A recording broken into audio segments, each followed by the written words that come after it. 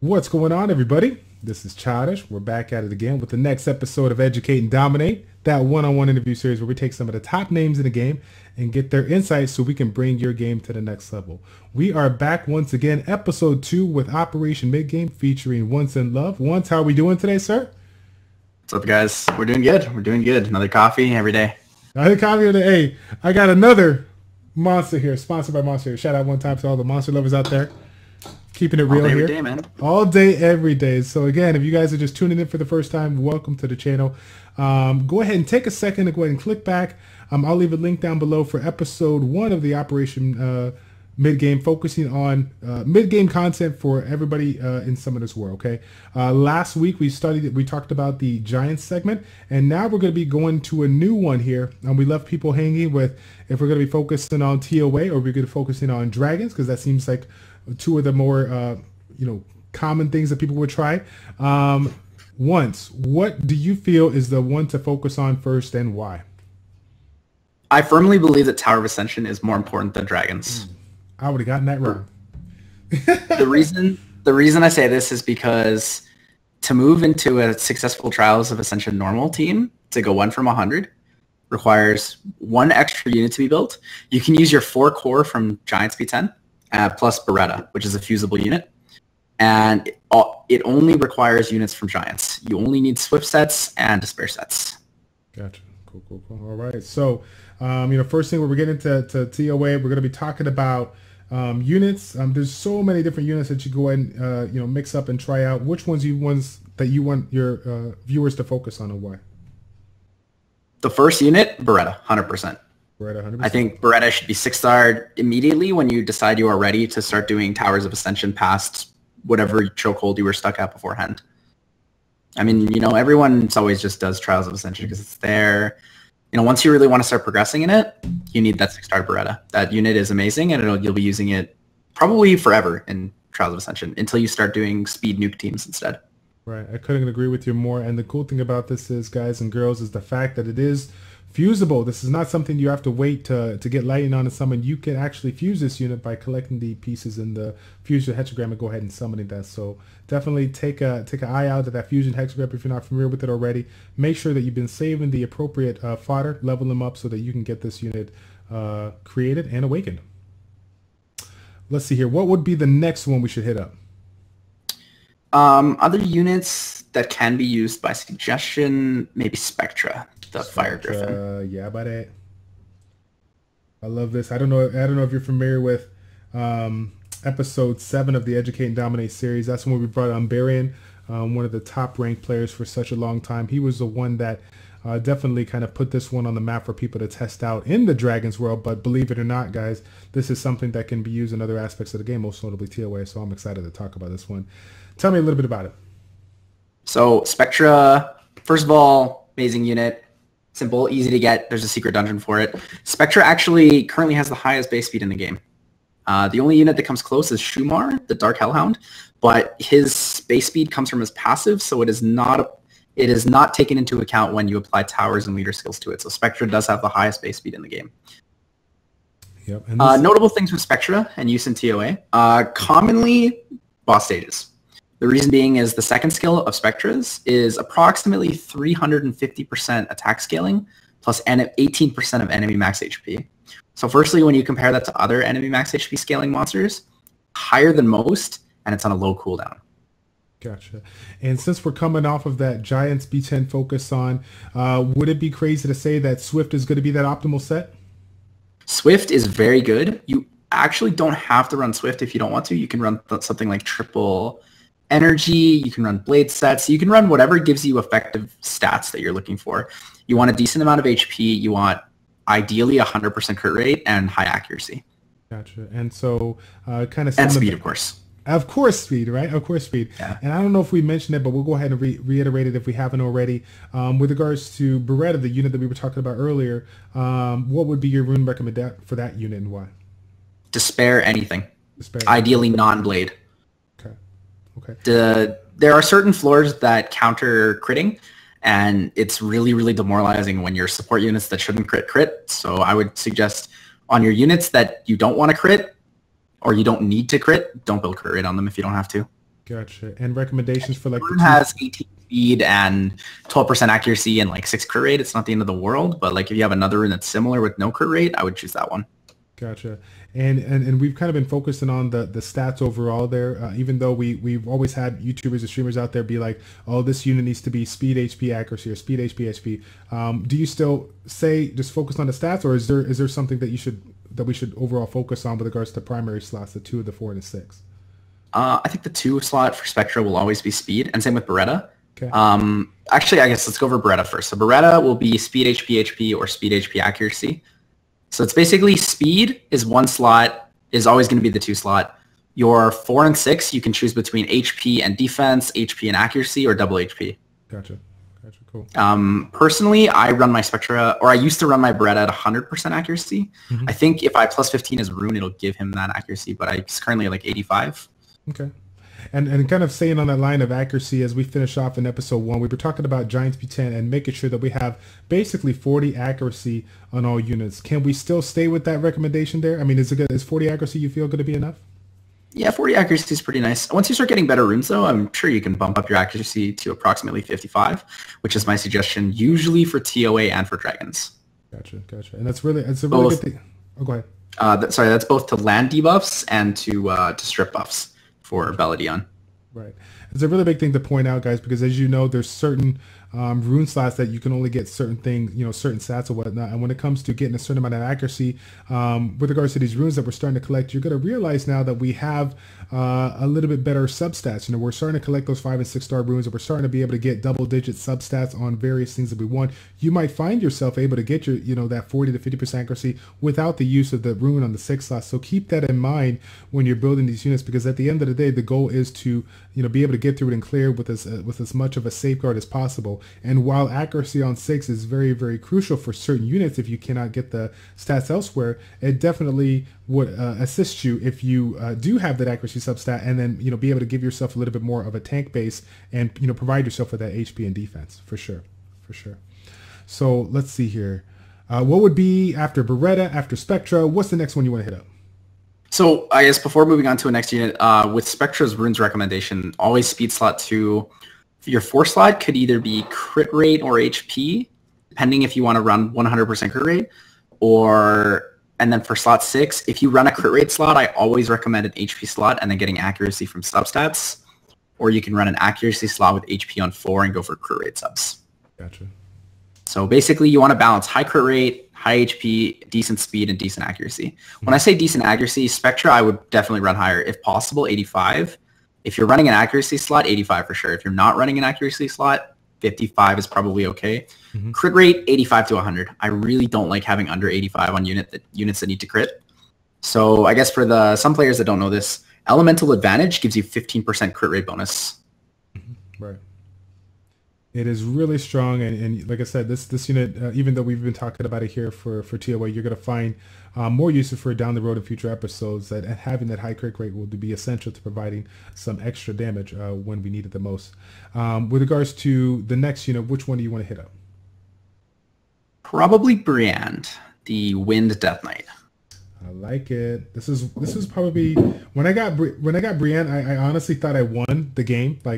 I didn't have any revivers growing up. Pretty cute unit. I didn't have any revivers growing up, and so every time I was in TOA, I would do it, and I would wipe, and I'm like, dude, let me throw my phone across the room. I'm done. I'm tired of dying and reviving. And I could get that Michelle, the Wind Epicon Priest, for those that are not familiar with that, and have that 50% revive or whatever. But then they would target it because it was so low HP, and then it would die again. I'm like, gosh, I'm done. And so with this unit here, it's such a game changer for people that are getting to start out in mid game. It's crazy.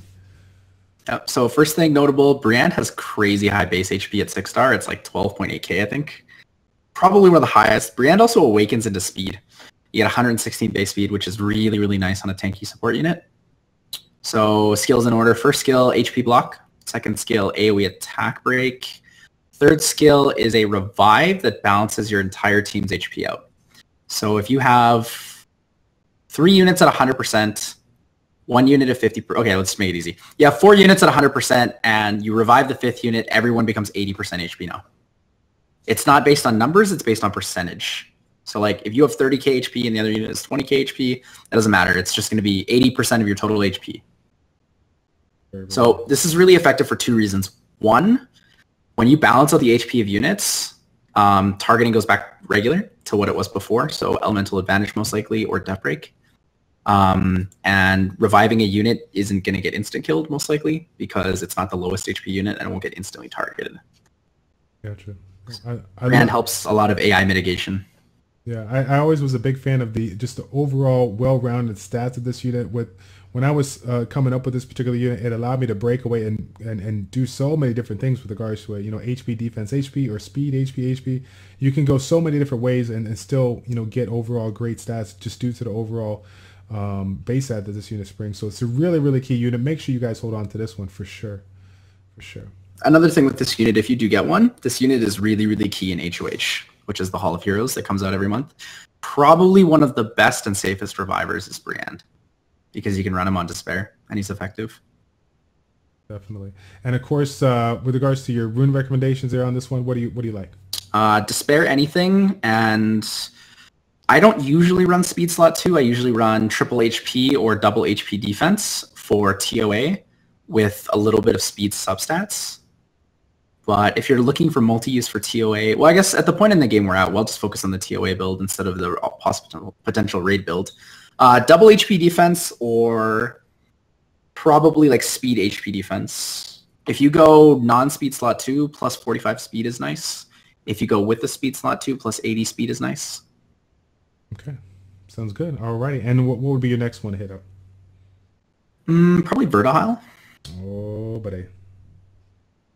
The game a lot of fire units, as you guys can see. Yeah, the game changer of game changer. You know what? It's so weird. You know, for some of the people that have been playing the game for quite some time, it is kind of weird that they have incorporated certain like boss stages and whatnot that have allowed us to really focus down and utilize a strong composition of fire-based units and whatnot. And it wasn't until recently that they made some changes, some changes for the better that kind of forced us to make a couple of different improvements. But overall, it's kind of, I think it's kind of good to mention, because for the people that are coming up, having to focus on so many different elements early on, it can be really frustrating. And so the fact that when you work on these units and bring them up, you can focus on them and do relatively well. You don't have to have like the best units of every single element or whatnot. If you're fortunate enough to get some of these, it's great.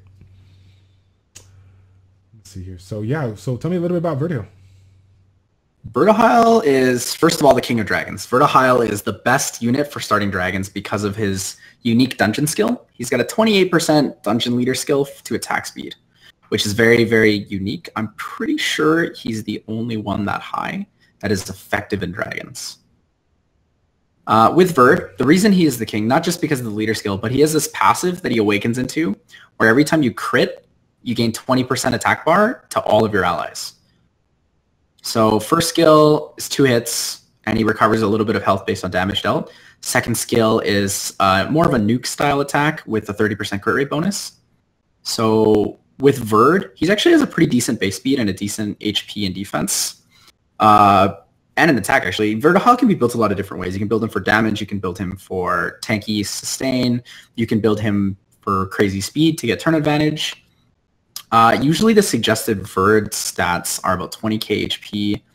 And then if you're building him for dragons, you want him slower than your team. But we can discuss that in the dragons episode. Right.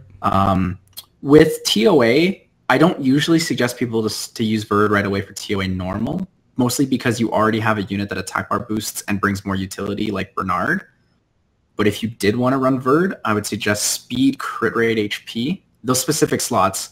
Ideally on Swift, or you can do multiple blade sets if you need to reach 100% crit rate. 100% crit rate on Verd is absolutely essential. If you miss a crit, you've destroyed the use of Verd. Yeah. Game over. You pretty much shouldn't be using Verd if you're not critting. Right, yeah. There's really no reason to. Yeah. And of course, I guess like you already said, kind of the rune recommendations, since this unit doesn't have any kind of harmful effects or whatnot, we don't have to be too concerned about the accuracy, just focusing on that speed, the critical. No accuracy, no need for resistance, to just come with whatever. Gotcha. All right. The first Verd I ever runed was double blade, and then the second one I did was single blade, and now I currently run a blade revenge, which I'm taking off to instead make rage blade eventually. Very nice. Yeah, right now I'm still running like a violent revenge.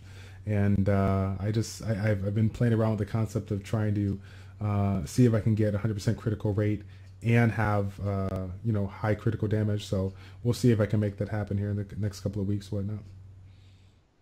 But all right, what's the next unit we got here for TOA? For TOA normal, there are any other really units that are really that beneficial? I guess Sigmaris could be pretty effective too. Let's see. And again, Sigmaris being another one of these units to hit up in the Fusion Hexagram along with Beretta, along with Veramos. So take note on that particular thing, guys. Fusion Hexagram order, by my suggestion, should be Veramos. If you're going to be fusing all of them, Veramos and then Sigmaris and then Fire Panda. I believe Katarina is more of a late game unit that can be used mainly in Guild Wars, specifically Guild Wars offense. I don't see much value in using her elsewhere. Okay. But Sigmaris you can use pretty early game. And let me throw you a quick bone here real quick. On the priority list of, you know, collecting these units, let's take a step back and talk about that episode 1 where we talked about getting that Veramos and fusing it up first. We just recently talked about Beretta and how we can fuse that particular unit. Where would Beretta fit in your lineup with regards to these units to build? Beretta would be my 6th unit. It would be the next unit immediately after Giants, unless you wanted to build a damage dealer for Giants. Okay. If you wanted to build a damage dealer to replace your Darien slot to speed up your runs, although it will bring more risk to your team, it will increase the time, or lower the time, sorry. That unit could be 6-star before Beretta, but I would say if you're thinking about TOA, Beretta is a necessary 6-star. All right, and so with regards to Sigmaris, what do you like on his stats? What do you like about him? So Sigmaris, first of all, Nat 5, great kit. Amazing kit, really. He can stun on first skill, can stun on second skill, AoE attack break on third skill, also enemy max HP scaling, which makes Sigmaris really effective against bosses and against most floors in general. Sigmaris, lots of different things. For dungeons, he's got a dungeon leader skill that gives 11% more HP than Veramos, so it's a 44% HP dungeon leader skill. And then for TOA, you have 2 utility stuns. The first one, if you max skills Sigmaris, the first skill has a 48% chance to stun, and the second skill will stun on crit. And that's a great thing to point out there when it comes to these harmful effects here. I'm glad you mentioned the 48% chance to crit.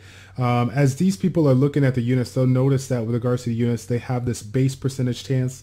And then as we skill it up, we'll get that increase of harmful effect rate. Over the course of my time playing this game, we've had a lot of people get confused about, is it a 10% increase to the 18%, or is it a 10% of the 18 that goes added to it? So can you explain that one? So I guess, yeah, we'll quickly go over how harmful effect rate works. So for skill ups for units, harmful effect rate increase is additive. So if we have 18% here, the skill ups add 10 each. So it'll be 18%, 28%, 38%, 48%. Mm-hmm. With recovery, it works differently. Recovery is multiplicative of the base. So if you don't mind pulling up Kona. Oh, yeah. Gotcha. Sorry, I was blown away by your knowledge here. I got distracted. Let's see if we can get the Kona action bopping here. So Kona Mia's third skill, I believe, is a 15% heal. Okay. Yeah, 15% group. Okay. So each of the skill ups gives 10%. So 10% recovery from skill ups is multiplicative of the base HP gained. So if it heals 15%, the skill up is going to give it an additional 10% of that 15%. Correct. So each skill up is going to give 1.5% more healing. Thank you. I think that was like one of the biggest mistakes I made along the way. We had people arguing left and right. They were like throwing up dukes and stuff. Like, nah, man, it's just added on. No, it's just, you got this wrong. So it's good to be able to explain that. But I guess one more thing that's really important for newer players. If you didn't know this, if you're looking for what each of the debuffs does in the game and the buffs, if you click your player icon on the home page, like on your island, and you go to the rightmost tab, there's a help section, and I believe if you click to the beneficial effects tab, it actually tells you the percentages of each debuff. So beneficials and harmful effects right there, yeah. It tells you what each of the harmful effects does and how much percentage it is. Gotcha. Yeah, I remember when they incorporated into this, really, really good thinking there by Comtos, giving us the details, because Lord knows when we first came into this game, there were so many things that were thrown up in the mix. We just had to kind of figure out on our own. So it's very, very nice that they got this information here. Yeah, this is definitely something I recommend new players read, because a lot of them will be like, oh, what does defense break do? I mean, of course it breaks their defense and I do more damage, but do you know how much? I'm like, oh, here, I'll show you. Gotcha. Alrighty. So what would be your next monster to hit if you didn't have anything else to say about Sig? I don't know if there's really any other monsters I would suggest for TOA normal. I mean, of course, there's going to be a lot of good units for TOA hard, but for TOA normal, you don't necessarily need to build too many options. You can realistically do 1 to 100 with your Giants team plus Beretta, as long as the rune quality is decent. And by rune quality, I mean like you have better runes, you know, more speed, more HP, more accuracy. You know, once you reach a certain standard of runes, you'll be able to clear that pretty effectively every single month, regardless of what the rotations are. Gotcha. And with regards to, you know, for the people that are listening to on this, you know, it's obviously the majority of these units that we're talking about from the GB10 team, you know, there's going to be a lot of support-based units and whatnot. So understand that even though, you know, the time that it takes to clear, you know, certain stages and whatnot may take a little longer, but keeping in mind that we are focusing all of our runes on our core monsters, this is going to allow you to really really accelerate your progression, because of the fact that the runes that you're putting on these units are exceptionally good. And so if we start trying to, you know, be creative with our team and mixing it up this and there, putting units with half-assed runes or whatever, that can lead us to, you know, possible failure. So keep that in mind. While it may take a little bit longer to complete certain stages, at least, you know, your chances of clearing it are going to be, you know, greatly increased there. So I'm thinking probably, what do you think? Like probably boss floors to take a look at? You know, is there really I mean, essentially we could take this team on there. If there was the boss floors that you wanted to focus on for mid-game players that have finished GB10, where do you think is that first stage that are going to give some people some trouble? So the common stages people struggle at are, and I don't mean this by boss stages. I mean about 30, 50, and 80 are usually the places where people fail based on rune quality. So most people fail at 30 before Giants, just because the boss has too much HP for them to effectively just defeat it. 50 is usually a choke point, because that's when the difficulty starts to ramp up again. And then 80, because if there's usually a tough boss either on 80 or 90, and it usually challenges people, but once you overcome that boss stage, you're able to, you know, beat 100 pretty easily. Gotcha. A lot of people get scared when they start failing around like the 70s or the 80s, but as long as you can get through the strategy of what that boss needs, you'll be able to probably push past quite a bit. I remember when I first cleared TOA, the double Occult Girls were on stage 70, and that was extremely difficult for me because I didn't have any units that would provoke, so I forced myself to farm better runes, and then I just overcame it due to rune quality. It wasn't any sort of like spectacular increase, I just had to get a little bit better runes, more HP and more speed. Gotcha. And with regards to the majority of the stages that people struggle against, we've already kind of mentioned the fact that our core of units are going to be able to take down the majority of the boss stages. Is there any of those stages that you feel a unit can be substituted, or do you think that could essentially allow you to go just straight through? I think this goes back to the substitution units. I think there are 3 units, all of one similar type, that could be used to substitute for very specific boss stages in normal. I think your units would be Basalt, which is the Dark Mammoth. You have Talc, which is the Water Mammoth. And you have Mav, the Wind Penguin Knight. And the reason I suggest these units is because all 3 of them have Provoke skills, which is really the only harmful effect that can CC a boss. Right. Right. Because you can't stun a boss, you can't freeze a boss, but what you can do is you can provoke a boss and force it to only use its first skill instead of using its third skill. So stages where this is really effective, Occult Girls, Chiwu or Woundsaw, both the Pioneers, the Dark and the Fire one. Artemil a little bit is pretty effective there as well because he can't heal himself. Veramos because he can't AoE stun. Sierra because she can't bomb you. A lot of different floors. Provoking becomes more important in TOA hard when units can get one-shot quite easily. I don't usually suggest anyone to build a provoker specifically for normal, on the merits that I don't think you will have enough rune sets to make it effective. Okay. Cool. Yeah, oh, go ahead. The other reason I don't suggest substitutions for units is because those 5 units I gave you are amazing with their kit and their synergy is really high. You have Veramos for the leader skill or Beretta for the leader skill. You have Dots, Stuns, AoE Cleanse, Bella, you get a heal with attack gauge and a defense break to make things faster for bosses. Bernard gives you attack gauge, which is also known as attack bar boosting. You have damage that scales with speed. You have an attack break. Shannon has a single target glancing and AoE slow debuff. A lot of people underestimate Shannon. AoE slow debuff is amazing. It is literally godlike in Tower of Ascension. It is probably the best skill you can have for normal and for hard. Gotcha. And then on top of that, you have a 3-turn attack and defense buff. Gotcha. And then, you know, kind of point out the attack slow, whatnot. One of the units that you mentioned early on is going to be Spectra. With regards to combining different comps, do you ever feel that there's any particular comp where you find yourself incorporating different units that kind of have almost the same you know, skill set or whatnot? I mean, I know that Spectra, you know, has that attack bar reduction in addition to the slow, and Shannon's kind of a whole nother level, you know, bringing the support from the attack and defense. I would actually probably suggest swapping out Bernard for Spectra if you're going to use it specifically for a boss floor, not for other floors, but for boss floors. The reason I would suggest switching out Bernard is because you already have a defense break opportunity. The attack break could be nice, but if you have enough slow debuff and attack gauge reduction, you might be able to beat the boss without the attack break. Mm-hmm. Yep. So Spectra's crazy damage, like crazy damage on bosses. If you crit, you hit for a lot. Yep. So, plus, I don't think taking out Shannon is a good idea. I think stacking the slow debuff is actually important because it means you have 2 chances to land it on every mob. Yeah, definitely. And that'll be something. I think go ahead. That the defense buff is more important than the attack break because attack break is only 50%, whereas defense buff is 70%. Gotcha.